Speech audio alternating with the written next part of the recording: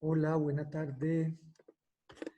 Deseo se encuentren muy bien, compañía de sus seres queridos y que se cuiden mucho. Eh, Vamos a ver este tema muy interesante y espero lo podamos hacer de la mejor manera y generar dudas suficientes para tener elementos de comprender mejor la situación que estamos viviendo, que claramente compromete pues el sistema inmune y que la verdad todavía no hay suficiente claridad sobre este tema del COVID-19. Complejo mayor de histocompatibilidad y respuesta inmune. Entonces, ya sabemos pues que los anticuerpos juegan un papel crucial en lo que tiene que ver con antígenos exteriores, o sea, externos a la célula, que están afuera de la célula.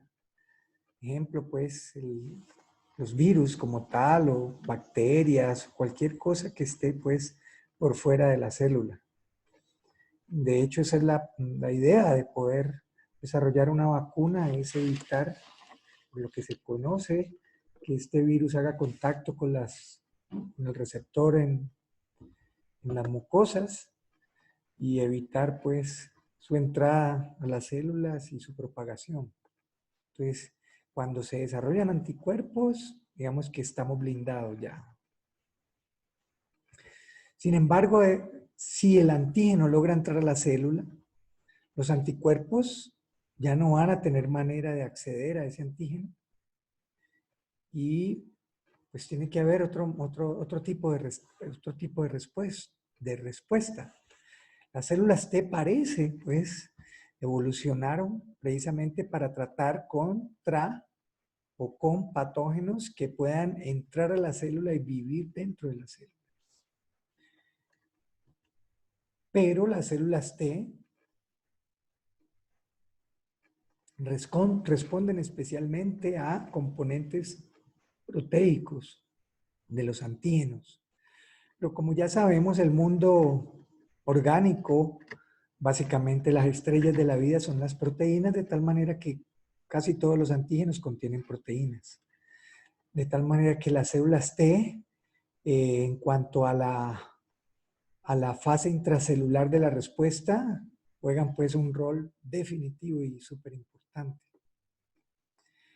Hay que recordar y precisar y tener claro que las células T reconocen de manera diferente al antígeno que las células B. Ya sabemos, reconocen especialmente componentes proteicos del antígeno. Receptores de células T, que en inglés se llaman TCRs, son los que interactúan con el antígeno y actúan es con un fragmento, con una porción del antígeno que normalmente es procesado, esa proteína, y fragmentada en pedazos que se llaman péptidos. Y interactúa con él, pero si se lo presenta, si le presentan ese péptido, esa precisamente es la función del complejo mayor de histocompatibilidad. Presentarle péptidos procesados internamente y se los presentan en la superficie celular a través de unas moléculas que se llaman MHC en inglés, complejo mayor de histocompatibilidad.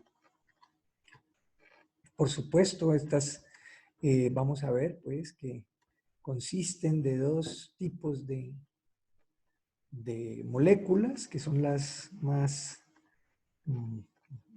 conocidas y las que se encargan de presentar estos péptidos, que se llaman clase 1 y clase 2. En este caso, la diapositiva nos muestra las moléculas MHC clase 1, que en el humano se llaman HLA, de antígeno leucocitario humano. Y como ustedes ven, pues tenemos dos versiones de estos genes, la versión materna y la versión paterna. Observen que los colores son diferentes para precisamente resaltar el hecho de que eh, no son iguales.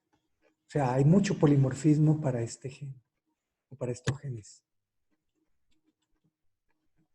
Entonces, ¿cuál es el papel de las moléculas codificadas por los genes en el complejo mayor de histocompatibilidad? El papel de esa molécula es unirse a fragmentos peptídicos, ya lo habíamos dicho, péptidos, derivados del procesamiento de proteínas, ¿no? De antígenos proteicos.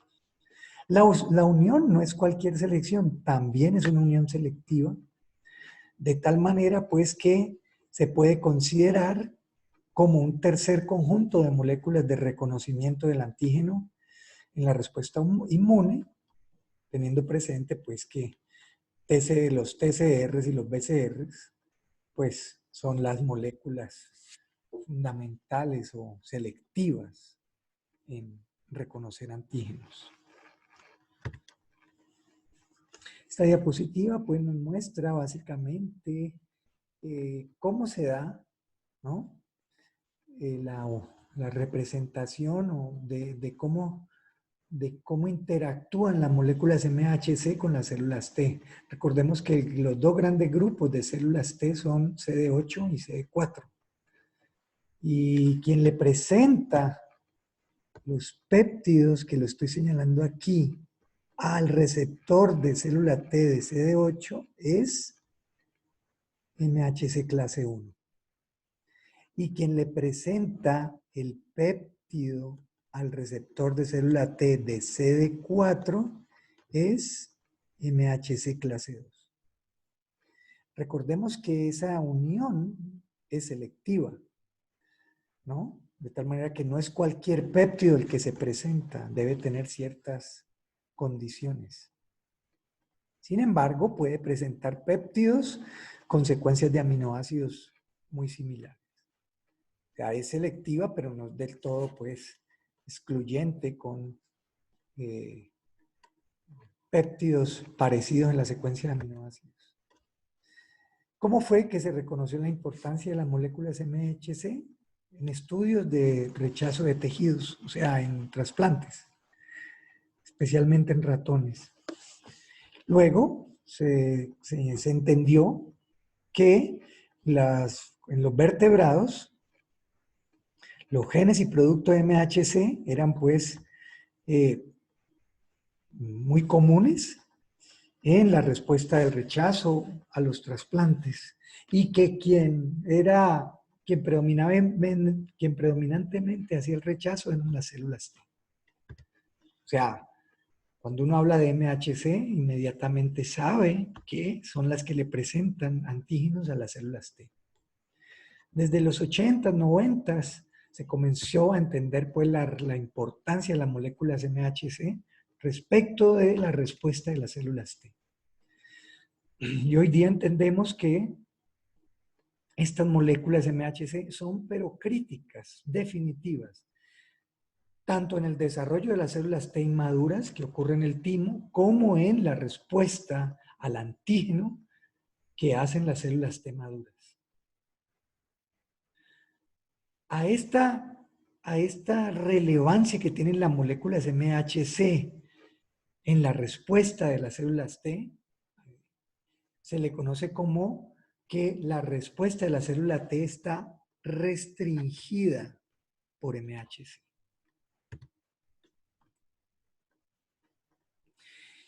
Claro, habíamos mencionado pues que hay dos conjuntos principales de genes MHC y que están involucrados en la respuesta de las células T, los clase 1 y los clase 2. Y en los humanos se llama HLA, antígeno leucocitario humano. Y se mapea en el cromosoma 6, los genes. Se refieren como un complejo porque son varios genes que están muy pegaditos el uno del otro y que por estar tan pegaditos el uno del otro, cuando la célula hace meiosis, rara vez los va a intercambiar en la recombinación genética, de tal manera que se heredan como una unidad, ¿no? Por eso es que la herencia MHC es de haplotipo. Es decir, ¿qué es un haplotipo?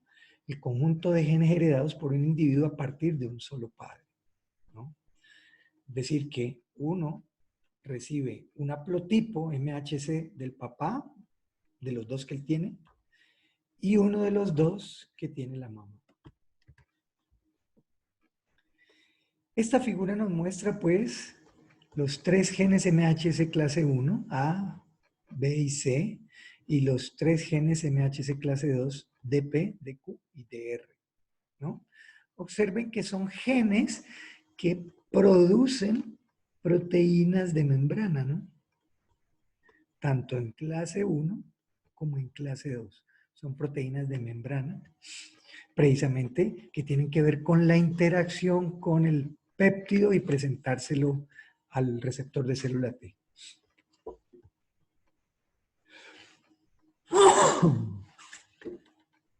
Observen que las moléculas MHC clase 1, ¿no?, se expresan con otra molécula no polimórfica. Este gen es codificado en otro cromosoma que se llama beta 2 microglobulina. Entonces la clase 1, ¿no?, está la A con beta 2 microglobulina, la C con beta 2 microglobulina y la B con beta 2 microglobulina. Recuerden que estos genes están muy cerquita el uno del otro, ¿no? Por eso forman un complejo que se hereda como haplotipo. Observen en ratón cómo es la similitud. Hay una gran similitud, ¿no? También se coexpresan con beta 2 microglobulina, pero pues tienen otro nombre los clase 1, pero van a interactuar con CD4, CD8. Y los clase 2, ¿no?, que van a interactuar con CD4, ¿no? Aquí tenemos clase 1, DL y K, y clase 2, y A e E, mientras que en humanos es DQ, DR y DP.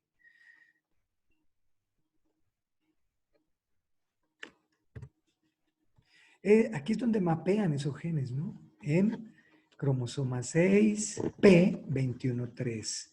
Mundo de genes pegaditos uno del otro. Los de más relevancia son los DP, DQ, DR y los A, B y C. En el caso de las moléculas MHC clase 2, observen que también son moléculas de membrana, pero aquí son dos cadenas, la cadena alfa y la cadena beta. O sea, hay un gen de R alfa y un gen de R beta, ¿no? Aunque ahorita precisamos algo sobre los DR respecto a los alelos. Hay un gen alfa A y hay un gen beta que codifica la proteína beta, o un gen B que codifica la proteína beta, y un gen DPA que produce la proteína alfa y un gen DP beta que produce la proteína beta, un gen DPB que produce la proteína beta, ¿no? El punto aquí interesante es que son dos proteínas que se expresan juntas y forman lo que se llama la proteína DP, la MHC clase 2 DP, ¿no? Claro, cadena alfa del gen DRA siempre se va a asociar con cadena beta del gen DRB. No es que se van a asociar cadena alfa del gen DRA, codificada por el gen DRA, con cadena beta del gen de QB. No. Hay algo para precisar, y es que hay aproximadamente 7 genes DRB conocidos, o sea, los DRB, hay 7 versiones, no solo una como en los demás, sino 7. Y este combina al azar, o esta cadena alfa combina al azar con cualquiera de las 7 versiones, ¿no? De tal manera que se podrían formar, en teoría, cualquiera de las 7 proteínas de... Entonces, claramente hay un gran polimorfismo genético, o de hecho se ha demostrado que uno de los genes más polimórficos que tenemos en el genoma humano, por no decir el más polimórfico, es el complejo mayor de histocompatibilidad, ¿no? ¿Qué quiere decir polimorfismo genético? Que en la población hay muchos alelos diferentes para un mismo gen, ¿no? Entonces, esa es la razón fundamental de la dificultad para encontrar individuos histocompatibles en individuos no parientes de una persona que necesita un trasplante, por ejemplo. ¿Qué significa que hay gran polimorfismo? Que es muy improbable que 2 individuos al azar vayan a expresar el mismo conjunto de moléculas MHC. Por eso la dificultad de encontrar histocompatibles y la dificultad pues de que si se hace un trasplante entre individuos que son genéticamente diferentes para estos genes, pues va a haber un rápido rechazo del injerto. Aquí vemos a nivel genético ejemplo de la diversidad que tienen estos genes. Pues, por ejemplo, a nivel de alelos, hay 309 alelos para HLA clase 1, el A, ¿cierto? 167 clase C, 563 clase B, y mire para DR, 3 diferentes alelos para la cadena alfa, pero 439 para la cadena beta. Para DQ hay 25 diferentes alelos para la cadena alfa y 56 para la cadena beta. Y para DP, 20 alfa y 107 beta, ¿no? Sin embargo, esto no quiere decir que todos estos alelos vayan a ser incompatibles, porque recordemos que el código genético es redundante y por tanto, por esa razón, puede darse el caso que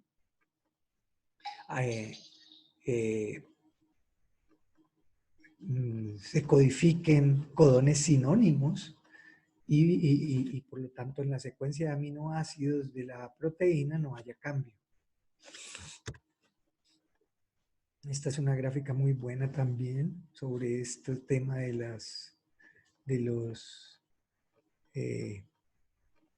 proteínas HLA, clase 1 y clase 2, ¿no? Donde recordemos que las clase A, la función es presentar péptidos a TCD8, ¿cierto? Las clase 1. Y las clase 2, ¿cierto? La función es presentar péptidos a CD4.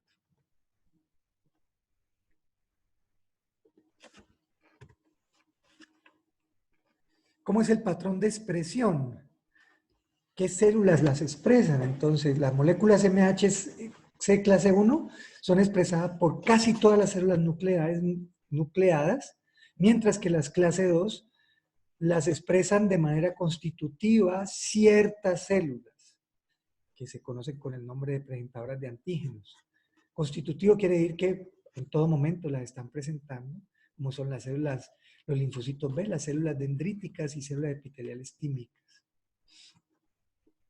En cambio, hay otras células que, dependiendo del entorno de citoquinas, pueden llevar a que expresen también moléculas MHC clase 2, como es el caso de macrófagos y células endoteliales. Ejemplo, interferón gamma, ¿no?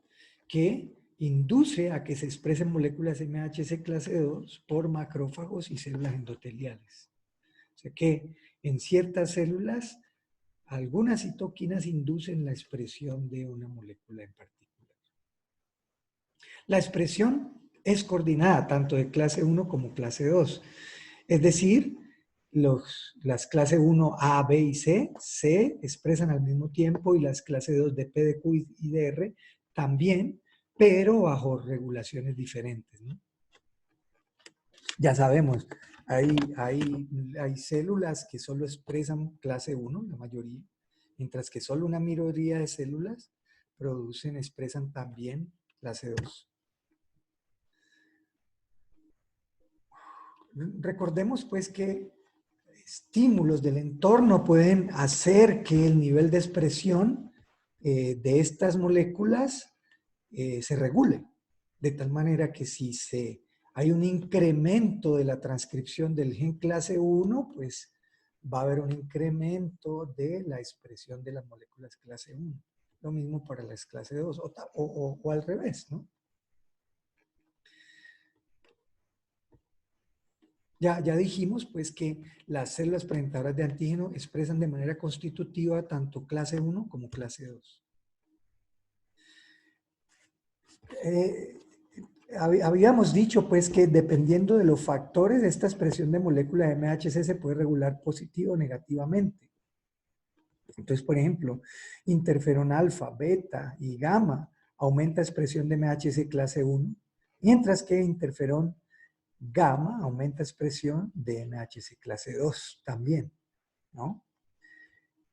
Es decir, que la expresión de MHC clase 2 se puede inducir, por ejemplo, en fibroblastos o también en células endoteliales, y también se puede inducir a que se sobreexpresen en las células presentadoras de antígenos. O sea, ¿qué es importante aquí? Que el entorno de citoquinas, por ejemplo, que tiene que ver con la expresión de moléculas de MHC clase 1 es definitivo. Y yo creo que ese es un tema que nos toca que ir comprendiendo de mejor manera con este tema del COVID, porque ustedes están viendo que la afección no es igual en las poblaciones y habría que averiguar cuál es el entorno de esas poblaciones. Ah, sí, que predomina en personas de edad mayor, ¿no? Y en varones, por la sobreexpresión eso es lo que se cree, de un receptor. Pero bueno, ¿qué más hay detrás de ahí? ¿No? ¿Qué más hay? ¿Cuál es el entorno? Porque hay personas que muy seguramente son infectadas por el COVID y no pasa nada, ¿no? No pasa nada. De hecho, incluso son asintomáticos. Que están este es el gran problema, porque el problema del virus no es lo mortal, sino lo contagioso que es, ¿no? Y aprovecho para decirles que conviene tener un medio alcalino, ¿no? Parece que el medio alcalino hace pues que la respuesta a esta infección por este virus sea más apropiada. Entonces, se sabe bien que hay ciertas plantas o ciertos productos alimenticios que son excelentes alcalinizando. Por ejemplo, el que alcaliniza más es la hoja de diente de león. Entonces, convendría estar tomando preparados de dientes de león, té en forma de té. El aguacate es excelente y los cítricos son fabulosos. Y preferible tomarlos tibios, pues.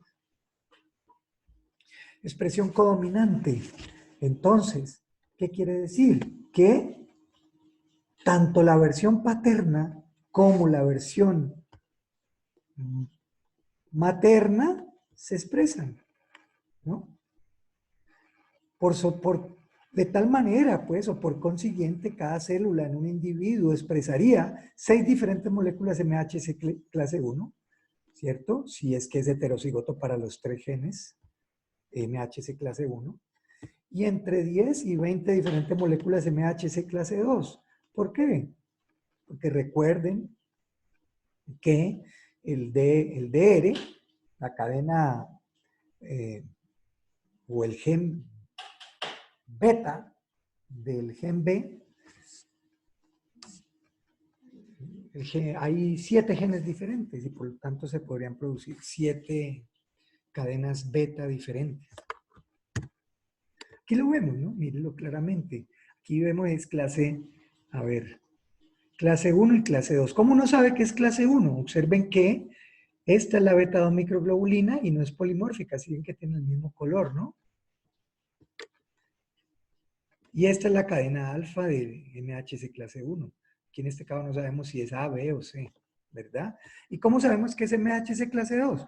Porque el MHC clase 2 tiene cadena alfa y cadena beta. Cadena alfa y cadena beta, cadena alfa y cadena beta. ¿Qué observan aquí? Que observen que los colores son diferentes. ¿Qué está mostrando esta diapositiva? Por un lado, que hay expresión codominante, se expresa versión paterna, versión materna, y por otro lado, el polimorfismo genético, ¿no? No son iguales. ¿Cómo es la estructura de las moléculas MHC? Entonces, la estructura de estas moléculas MHC revela que tiene 2 funciones críticas, ¿no? Que son, la primera, unir péptidos derivados de antígenos proteicos. Acuérdese, son endógenos, ¿no?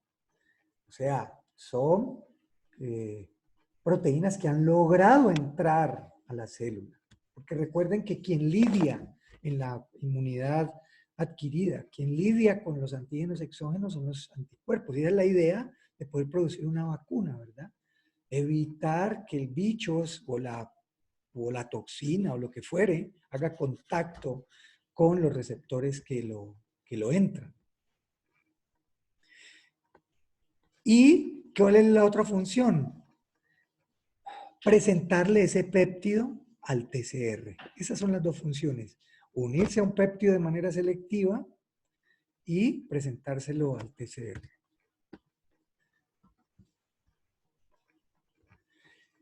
Los estudios cristalográficos, pues, han mostrado que las estructuras tridimensionales de las moléculas clase 1 y clase 2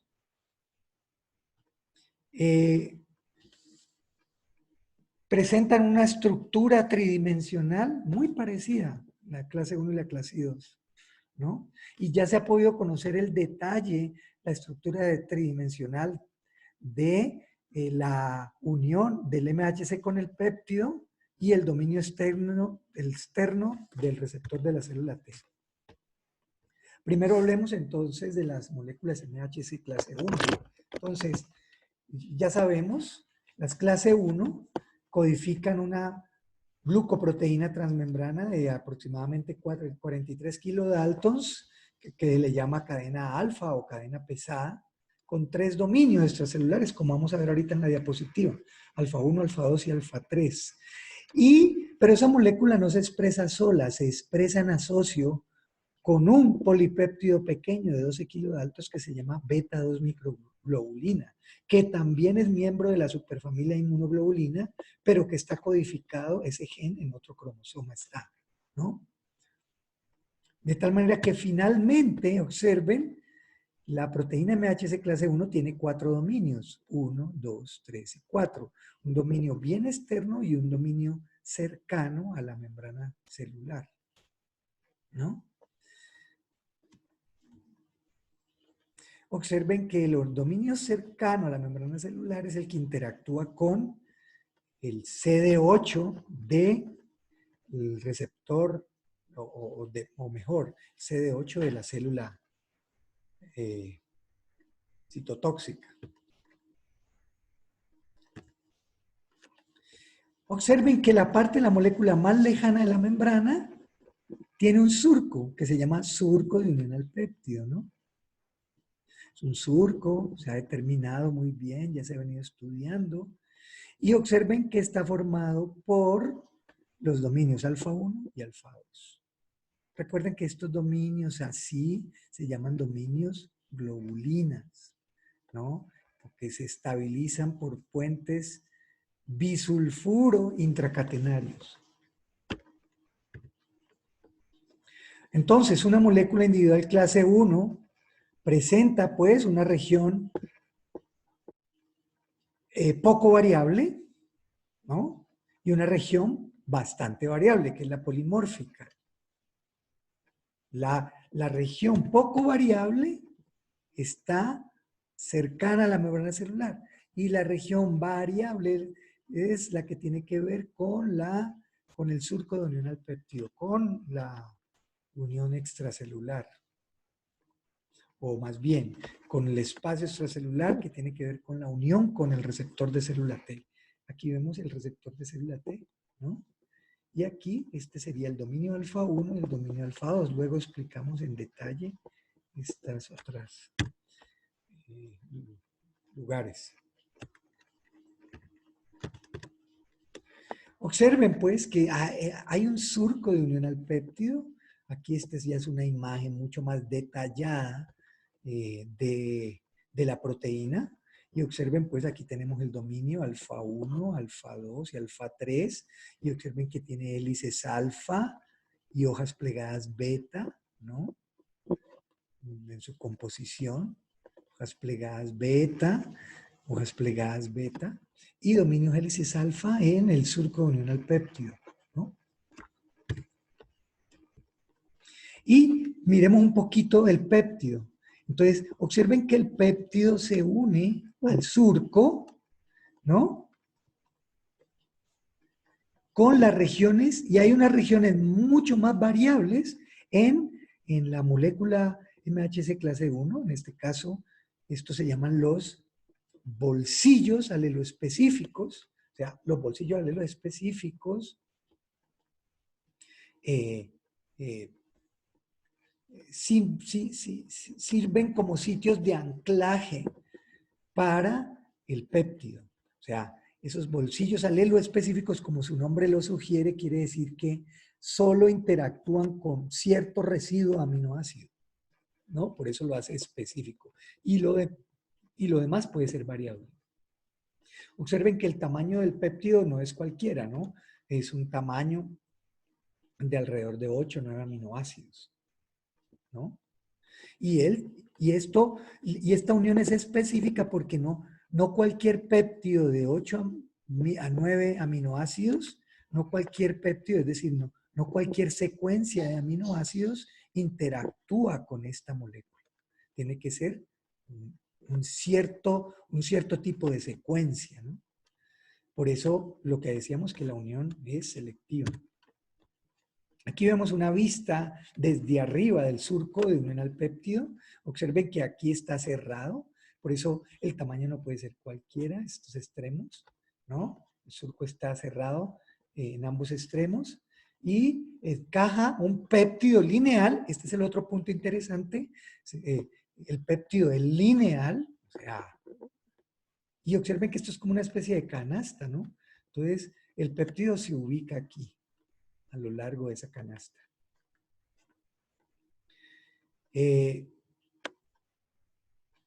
¿Dónde está la diferencia cuando han comparado la secuencia de aminoácidos de diferentes alelos clase 1? Encuentran que la mayor variabilidad tiene que ver es con la región de unión al surco. Por eso es que la unión es selectiva,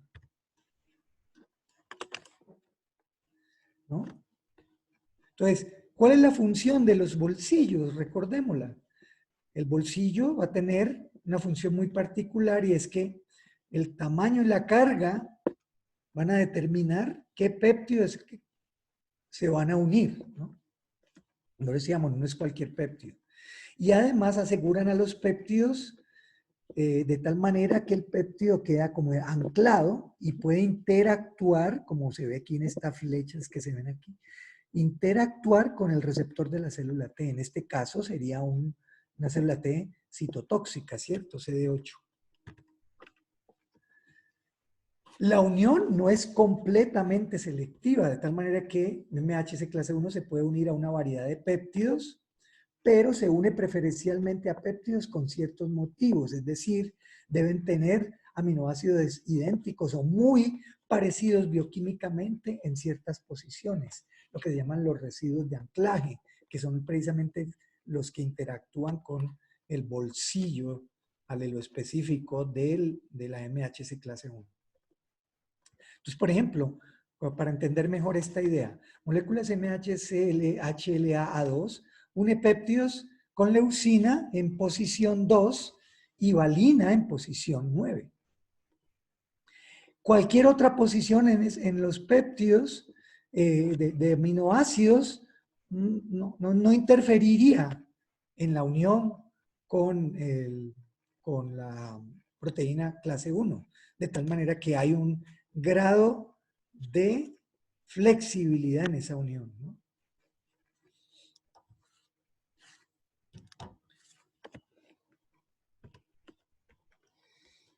Clase 2. Entonces, clase 2,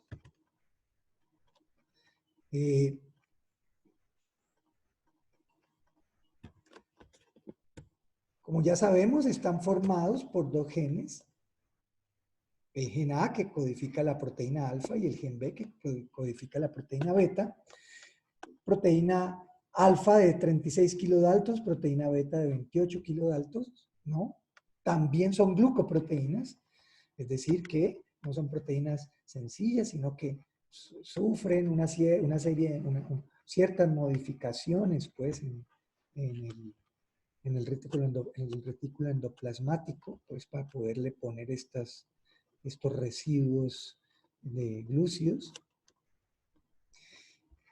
Y también son moléculas transmembrana, es decir, tienen una cola citoplasmática y tienen dominios extracelulares. Dominios inmunoglobulina, ¿no? Que ya sabemos, pues, que son globulares estabilizados por puentes bisulfuro.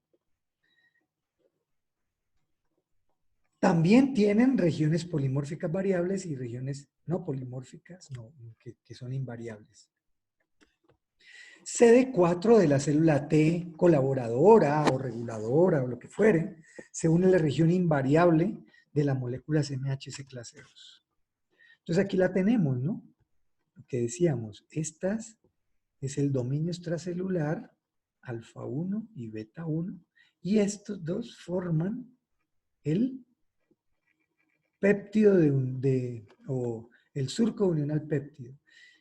Acá están las zonas variables y acá están las zonas poco variables, ¿no? Observemos que también es muy similar, la estructura es muy similar del surco unional péptido a la clase 1, aunque hay una diferencia importante, y es que el surco unional péptido en la MHC clase 2 está formado por cadenas diferentes, ¿no? ¿Bien? Cadena alfa 1 y beta 1. En cambio, en el otro era por el dominio de una misma, o por dos dominios de una misma proteína, el alfa 3 y el alfa 2. Es una gran diferencia, ¿no? Otra diferencia es que observen que el tamaño del péptido es más grande, ¿no? Puede ser, o sea, típicamente de 12 a 17 aminoácidos. Y tiene más bolsillos aleloespecíficos, como ustedes ven aquí, pero en esencia es lo mismo, ¿no? Observen que tiene puntos donde aquí interactúa, pues, la MHC con la célula T, con el receptor de célula T, y aquí propiamente en el surco interactúa el péptido por un lado con MHC y por otro lado con el receptor de célula T. Aquí vemos, pues, una imagen tridimensional de la molécula MHC clase 2. Aquí tenemos la cadena alfa y aquí tenemos la cadena beta. Esta es la zona extracelular, esta es la zona intracelular, o más bien cercana a la membrana celular. Y aquí tenemos el surco unional péptido. Observen que también está formado el surco unional del péptido por cadenas alfa y hojas plegadas beta, ¿no?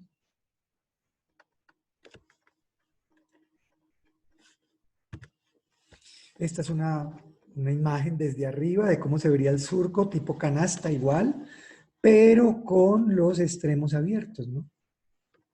De tal manera que los péptidos que se pueden unir son más largos, ¿no? Como ya comentamos.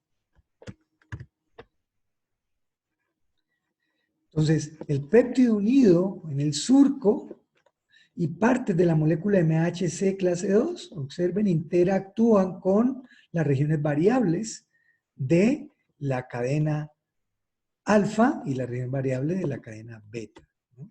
Como lo ven aquí. Esa es la esencia de la unión selectiva, o sea, no solamente tiene que interactuar MHC clase 1 con el péptido, sino también con el receptor de la célula, ¿no?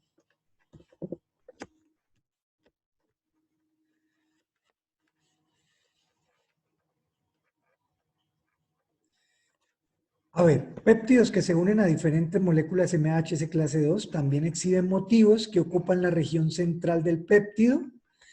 Esto hace, pues, que la longitud de los péptidos, como la longitud de los péptidos es más variable, respecto de las clase 1. Recuerde que la clase 1 era 7, 9 aminoácidos, la longitud del péptido, en cambio en este, la longitud del péptido puede ser de hasta 19, 20 aminoácidos, ¿no? ¿Cuál es la función? Entonces ya lo sabemos, ¿no? Ya lo sabemos. Unir péptidos procesados internos a unirlos y luego presentarlos al receptor de célula T. ¿Cuál es la relevancia de las células T? Y esta parte es importante entenderla, y es que la relevancia de las células T es que son capaces de distinguir una célula normal de una célula anormal. ¿Cómo la distingue? Dependiendo de los péptidos que presente. Si presenta péptidos que no son del individuo, está sugiriendo que esa célula tiene una normalidad. En este caso puede ser que está siendo infectada, ¿no?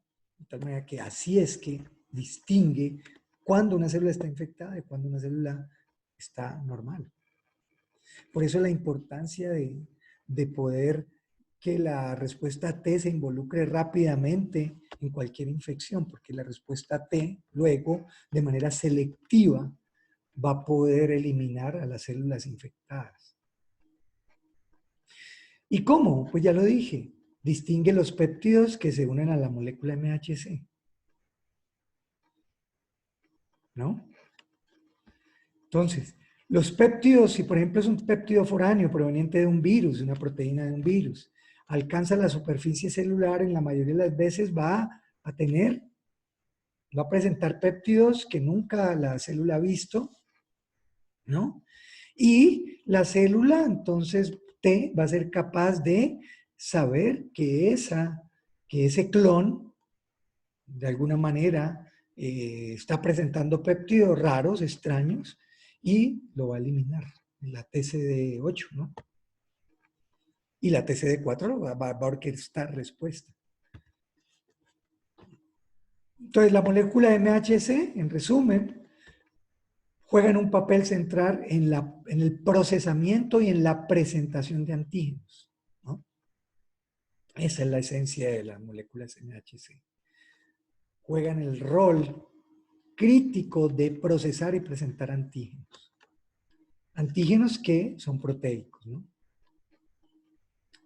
Y luego, presentar antígenos, ¿qué significa? Que en la membrana celular, la MHC, que va a estar los dominios más extracelulares le van a presentar el péptido al receptor de célula T. Entonces, el complejo MHC péptido es reconocido por una célula T con el receptor apropiado, ¿no? Eso es lo que significa que la respuesta de la célula T está restringida por MHC. O sea, MHC condiciona la respuesta. Dependiendo de cuál MHC es, se da la respuesta, ¿no? Por eso MHC restringe la respuesta de la célula T. MHC clase 1, ¿cuál es la función? Entonces, presentarle péptidos a las células TCD8. ¿Y cuál es la función de las MHC clase 2? Presentarle péptidos a las células TCD4. Entonces viene la siguiente pregunta. Bueno, sí, listo. Clase 1 presenta péptidos a CD8. Clase 2 presenta péptidos a CD4. Pero bueno, ¿qué es lo que hace que en un escenario la presentación sea a CD4 y que en otro sea a CD8 y que en un caso sea clase 1 el involucrado y en el otro sea clase 2 el involucrado, ¿no? Entonces, con anticuerpos específicos contra moléculas MHC, se pudo bloquear presentación por macrófagos de antígenos a células T. Entonces, ¿cómo sería la cosa? Desarrollaron anticuerpos contra clase 1 y contra clase 2. Entonces, claro, el anticuerpo, si se une a clase 1, va a bloquear la presentación, ¿verdad? Y si va a bloquear la presentación, ese individuo va a estar inmunosuprimido. Experimentos con ratones. Y lo mismo en el caso de clase 2. En los últimos años, ¿no? Por ahí desde los 90s, más o menos, con el estudio de la respuesta inmune a antígenos proteicos pequeños, que ya se les conocía la secuencia, como es el caso de proteínas como citocromo 6 lisozima, y con la capacidad ya de cultivar in vitro células T, ¿no? Que de hecho yo les conté en genética que una manera de cultivar células T era colocándoles fitomaglutinina, ¿no? Y se podía hacer proliferar las células T. Se pudo, pues, determinar la, la manera en que una célula T respondía a regiones peptídicas lineales de la molécula. Además, se descubrió que no solo los macrófagos, sino otros tipos de células, como células dendríticas, células B y células epiteliales, tenían la capacidad de procesar y presentar péptidos y por tanto también de funcionar como células presentadoras de antígenos a las células T. Y además se demostró que moléculas MHC purificadas de la superficie celular in vitro podían unirse selectivamente a péptidos. O sea que eso ya se conoce bastante. Entonces viene la otra pregunta. ¿Qué determina que el antígeno o que un antígeno en particular dispare respuesta restringida MHC clase 1 o clase 2? Entonces aquí vienen fenómenos fisiológicos que continuamente están ocurriendo en las células, ¿no? Las células continuamente están procesando y presentando antígenos, ¿no? Por ejemplo, las proteínas celulares normales y anormales se mueven por la célula hasta alcanzar la superficie por un mecanismo inherente metabólico, pues, de presentación de antígenos. Primero de degradar el antígeno a péptidos y luego presentarlos. Eh, eh, por supuesto, eso también ocurre en un lapso de tiempo específico y además,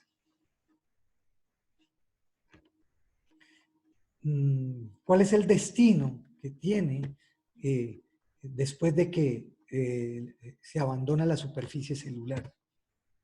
Entonces, esto es lo que les decía, ¿no? Continuamente está ocurriendo esto.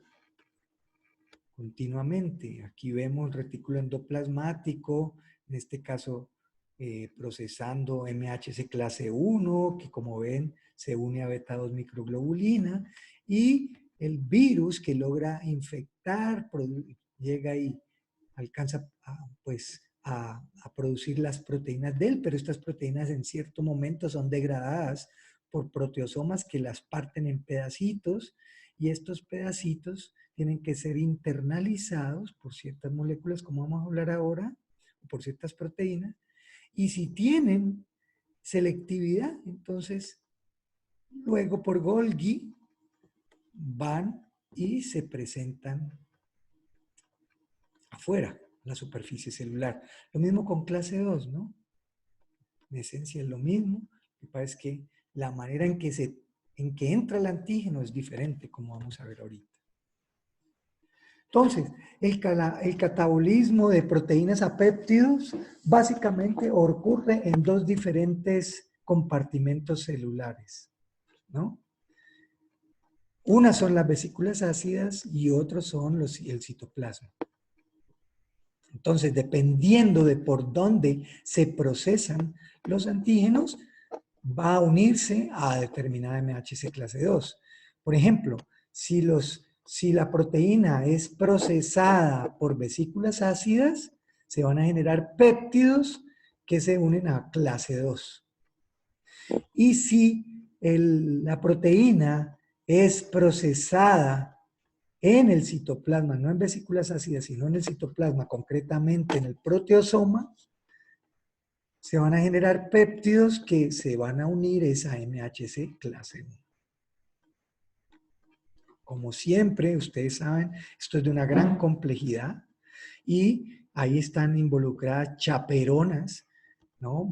Proteínas particulares que facilitan estas interacciones entre el MHC y el péptido. Y también en el viaje del complejo péptido MHC desde el interior de la célula hasta la superficie celular.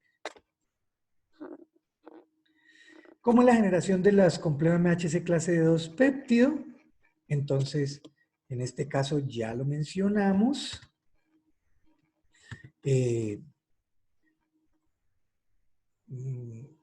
Una vía es tomar por endocitosis si son solubles esos antígenos y luego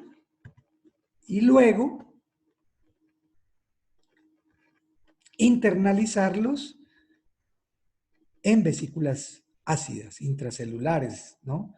Estas vesículas ácidas, pues, es porque se fusionan con endosomas o lisosomas, con un pH muy ácido de alrededor de 4, que como ustedes bien saben, tienen proteasas y peptidasas que van a romper de manera particular los enlaces peptídicos que unen un aminoácido con otro, ¿no? Entonces, aquí tenemos una imagen de cómo ocurre la generación, ¿no? De estos. Aquí vemos la proteína exógena, en este caso es de un virus, ¿no? Por ejemplo, si se ha logrado producir una proteína viral, antigénica, ¿no? Modificada, para inducir respuesta de anticuerpos. Entonces, de anticuerpos y en este caso también, pues, generar protección por anticuerpos. Entonces, ustedes ven, entra por fagocitosis, ¿cierto? Por endocitosis. Y aquí en estas vesículas hay unas enzimas que, como ustedes ven, rompen, pedacean la proteína. Esto que ustedes ven aquí son péptidos generados como consecuencia del rompimiento de la proteína, ¿no? Pero por otro lado, ustedes ven que la célula está produciendo las proteínas alfa y beta, ¿no? Alfa y beta. En los ribosomas adheridos al retículo endoplasmático, aquí está proteína alfa, proteína beta, y entonces ellos se ensamblan. Pero observen que se ensamblan,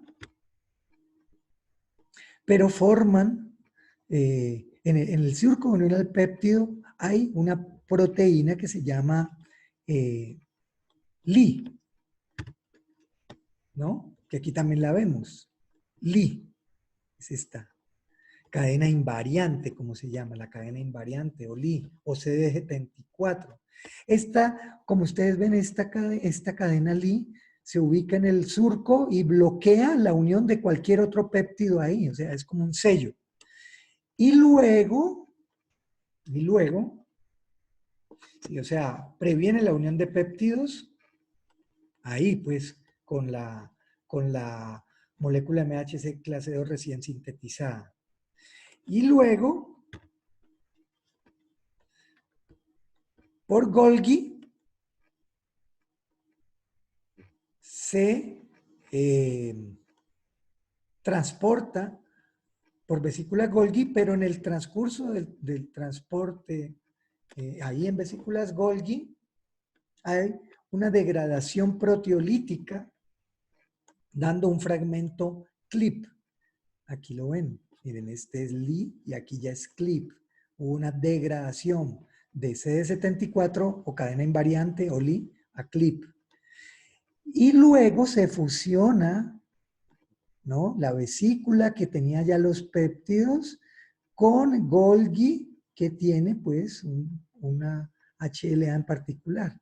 Si resulta que alguno de estos péptidos de aquí interactúa de manera selectiva con el surco unional péptido de MHC clase 2, entonces hay una proteína que se llama HLA-DM que intercambia CLIP por el péptido selectivo, como lo ven aquí. Entonces, una vez ocurre eso, ya queda el péptido expresado en la periferia por MHC clase 2. Entonces, este es el mecanismo de presentación de péptidos por MHC clase 2, que como ustedes ven, es por vesículas ácidas, como vimos aquí.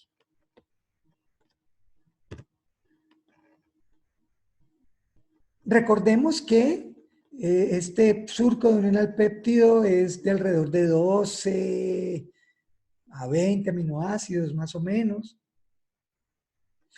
Y entonces, aquí vemos una imagen muy buena que nos muestra. Por ejemplo, esta es una proteína que tiene más de 122 aminoácidos, ¿no?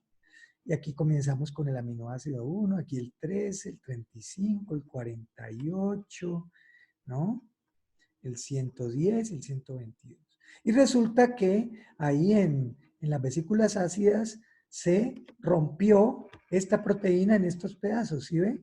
Del 1 al 13, como lo ven aquí, del 35 al 48, por supuesto también del 13 al 35, pero pues este es un péptido larguísimo que no va a interactuar con HLA clase 2. Y del 110 al 122, mire, del 1 al 13 hay 13 aminoácidos, del 35 al 48 igual, y aquí también, ¿no? De tal manera que estos péptidos sí pueden interactuar con HLA clase 2. Pero, como ustedes ven, en este caso, este individuo, aquí solamente estamos mostrando dos alelos, el HLA-DR, un alelo del HLA-DR y un alelo del HLA-DP. Entonces, aquí vemos que el HLA-DR4, este individuo podría ser, por ejemplo, HLA-DR4 o HLA-DR6, por decir algo. Pero el 6 no tiene afinidad, en cambio el 4 sí. Entonces aquí lo ven. Ahí lo unió. Por eso la unión es selectiva. Y aquí el del 110 al 122 no se unió con HLA-DR, sino fue con un HLA-DP. ¿No? ¿Sí lo ven? Entonces, eso es lo que quiere decir que la unión es selectiva, porque uno de esos péptidos se une de manera, o sea, con alta afinidad a algunos de los alelos que tiene, que tiene el individuo. Este péptido no se va a unir con alta afinidad con HLA-DR4, de tal manera que este péptido pasa como invisible, por decirlo de alguna manera. Pero es posible que se una no con DP o con DR, sino con DQ, no sé, o con otro alelo de R o con otro alelo de P, ¿no? ¿Qué es lo importante aquí? Saber que la unión no es cualquiera, es una unión selectiva, que hay una selección por secuencia y por carga de los péptidos procesados. Generación de complejos MHC clase 1, péptido. ¿Cómo es ese procesamiento? ¿No? Entonces, estos son péptidos endógenos, ¿no? En cambio, observen que esto era un péptido exógeno. Eso se me ha olvidado comentarles. Mire, Este péptido es exógeno, está por fuera de la célula. En cambio, los que reconocen MHC clase 1 son endógenos. ¿Cómo así endógenos? Es decir, ¿qué quiere decir? Que se sintetizan dentro de la célula. Y estos son los que se unen a moléculas MHC clase 1. ¿No? Aquí lo vemos. Entonces, por ejemplo, el virus entró, este es el receptor.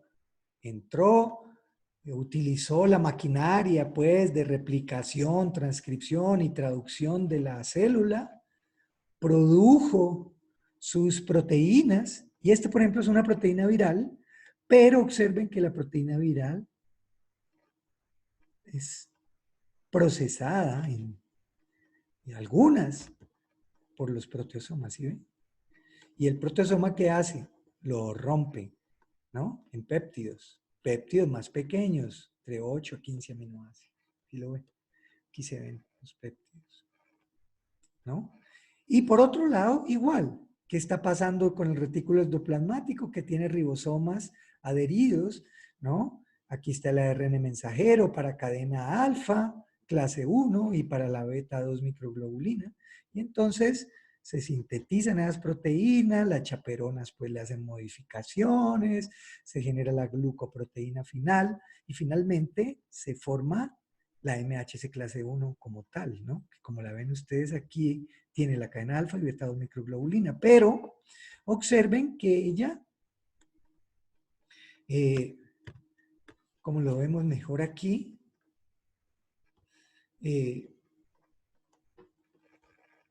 se une con los péptidos que son generados pues a través del proteosoma y son transportados. Mire, los péptidos son transportados por unas proteínas de transporte que en este caso se llaman TAP1 y TAP2. Aquí las ven. Y esas proteínas de transporte lo que hacen es que si ese péptido tiene alta afinidad por este alelo clase 1, entonces se une. Si no, pues no se une. Y por supuesto que se van a unir otras moléculas endógenas, ¿no?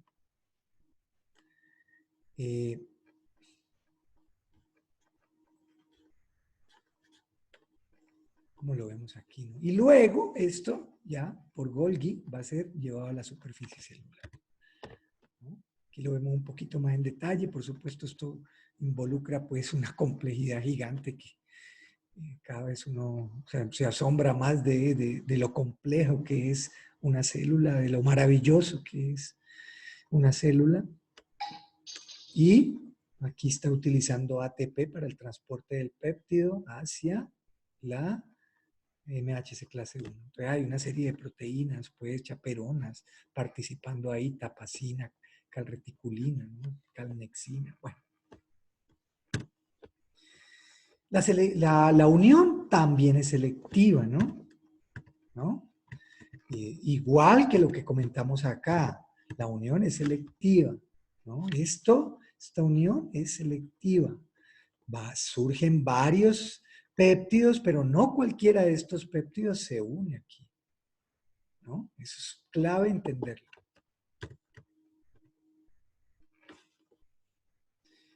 ¿Qué tiene que ver? Pues, ¿cuáles son la parte que tiene que ver con la selectividad? Pues, la estructura del surco de unión, que ya lo mencionamos, y propiamente la secuencia de aminoácidos del péptido.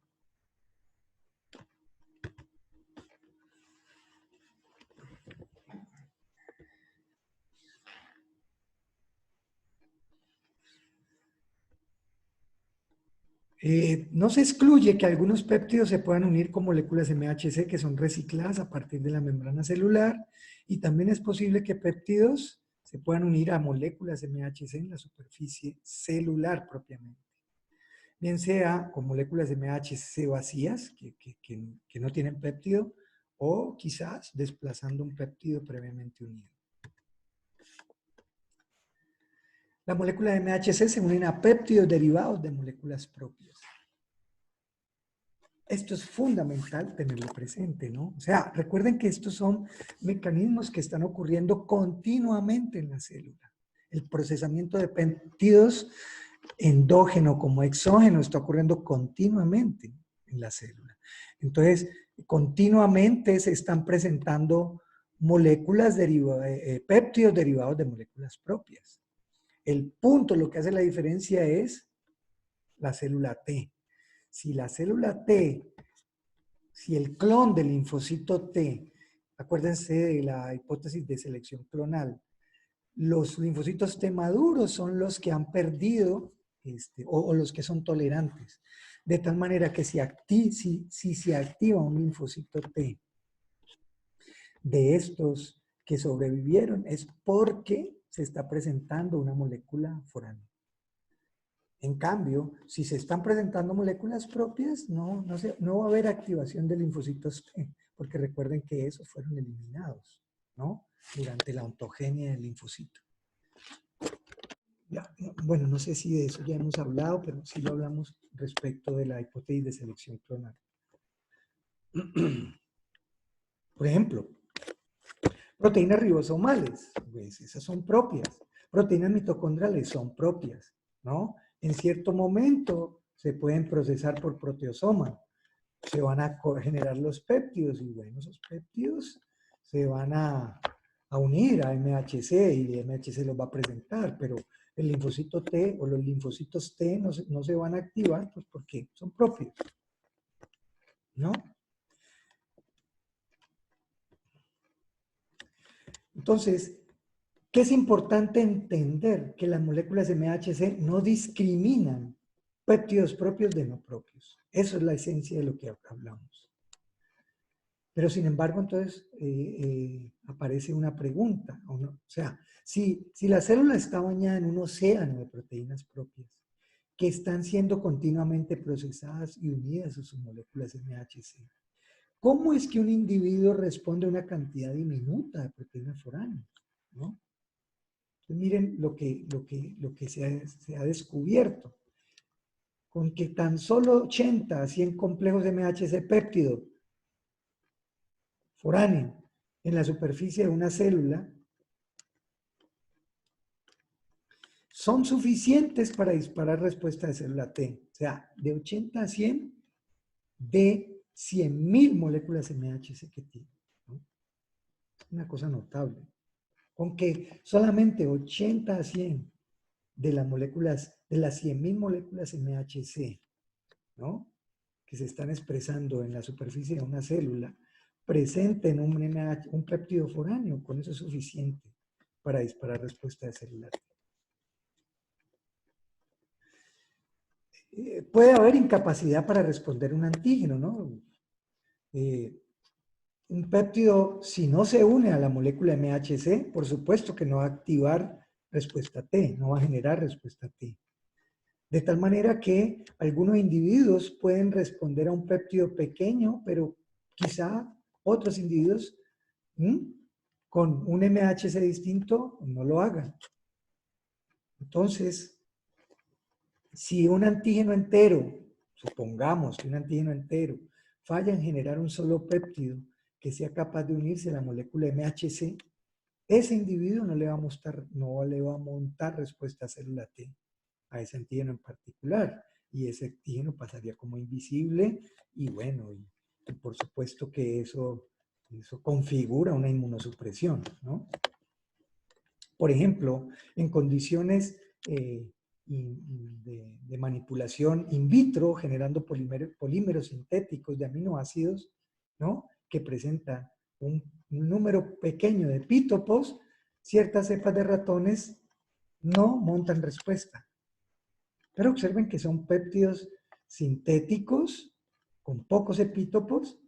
En cambio, en la vida va a ser muy rara la incapacidad para responder a patógenos que ocurren pues de manera natural, ya que sabemos pues que las proteínas en general son multiepítopo y por lo tanto si son multiepítopo difícilmente se van a escapar a la interacción con un alelo en particular MHC. Un solo antígeno puede disparar respuestas restringidas clase 1 o clase 2. Bueno, Podemos decir que sí. ¿Cuál es la razón? Pues depende por dónde entra el antígeno. Si es el mismo antígeno, pero entra vía exógena, si entra vía exógena, entonces va a activar, se va a procesar por vesículas ácidas y va a activar células T, CD4. Y si es producido internamente, ¿no? Ese mismo antígeno se va a procesar por proteosomas y va a interactuar con NHC clase 1.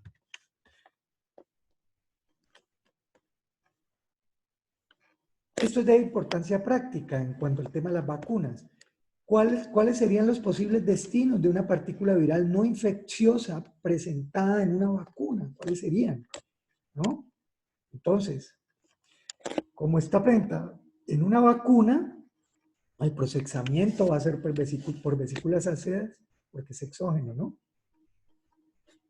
De tal manera que los macrófagos lo toman, la procesan, las vesículas ácidas, y va a interactuar con clase 2. ¿Verdad? Pero el mismo antígeno viral se puede sintetizar cuando hay